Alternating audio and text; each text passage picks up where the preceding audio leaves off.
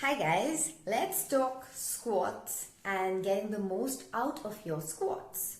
Now, there is studies that have been done, of course, multiple studies that have been done, but the most recent ones that really interested me was about squat depth. Squat depth meaning how low are you going in your squat? Are you going to a 90-degree squat, or are you going lower than that up to a 140-degree squat of knee flexion? So you're going to be measuring the knee flexion, which is the knee joint angle, and that's how you know whether it's 90 degrees or 140. But in regular terms, what does that mean? If it is going to be 90 degrees, it means that your thighs or your quads and hamstrings are going to be around here. They're going to be straight like this, parallel to the floor. But when you want to go to a 140-degree squat, your thighs are going to be lower down. So your butt is going to be much lower down, and that's when you are creating a deeper angle. So imagine this is your shin, and this is your thighs. This is your starting point. You're going to come down, and this is going to be 90 degrees here, and when you go down lower, this is going to be 140 degrees of knee flexion. Now, the studies that prove that there is a big difference in the muscles that are being worked, and the actual changes that you're going to see, and the exhaustion on those muscles is dependent on squat depth. And this is very interesting to me because, of course, we know that squat depth does matter, but this is clear studies that have proven this scientifically. They took a few people who were not conditioned, meaning they have not worked out in the past, and they all did this for 10 weeks straight. So they had to do twice a week workout of squats, and the results yielded. There was one group, of course, that was the half squat group, which is your 90 degrees of flexion. And then there was the other, which is the full squat group, which was 140 degrees of knee flexion.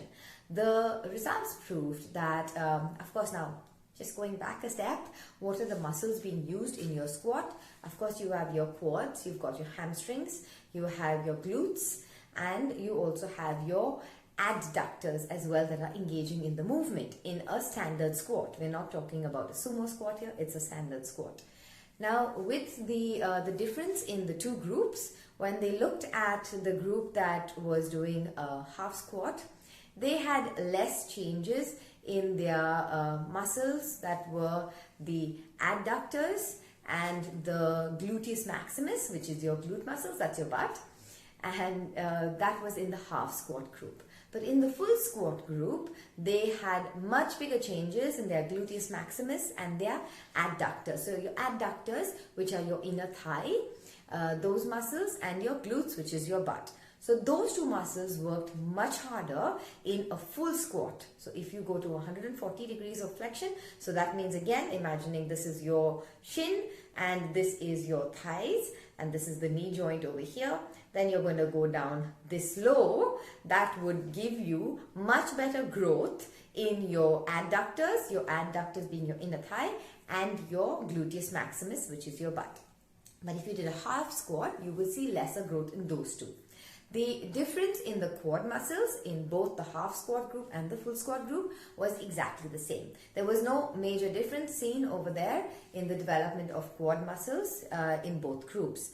The difference in hamstring muscles was very, very minor, because in general, your hamstring muscles are not really being used in a squat. So it is a muscle that is being used, but it's in a very, very minor capacity.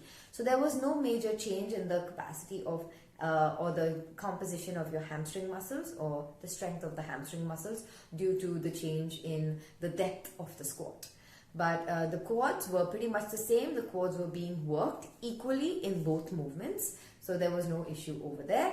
And the hamstring muscles were not really being engaged that much.